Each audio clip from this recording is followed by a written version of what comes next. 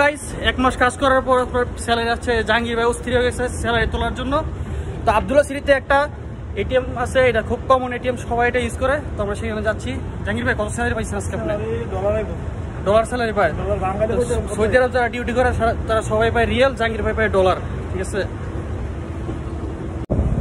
So এই যে card এটা হচ্ছে এখন এটিএমের ভিতরে যারা মনে করেন সৌদি আরব মানে আমরা মাসে মাসে লাখ লাখ টাকা বেতন পাই তাদের জন্য আজকের এই ভিডিও।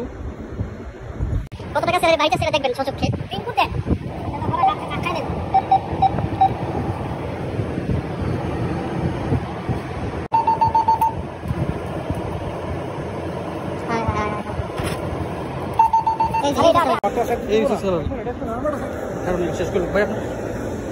এই হচ্ছে সৌদি পেমেন্টের স্যালারি। ঠিক আছে, জাহাঙ্গীর ভাই লয়ে গেল আমার স্যালারিটা, ভালো দিয়ে দিলাম 1,000 টাকা।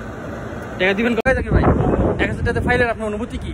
অনুভূতি আর কি মানে মানুষের চাহিদার কোনো শেষ নাই। ঠিক আছে, 1,000 টাকা পাইছে, তারপর উনি আরো 1,000 হলে ভালো হইতো। ঠিক আছে, দিতে পারে। গাইজ এই হচ্ছে আব্দুল্লাহ সিটি, এই যে এটাতে আমরা ডিউটি করি।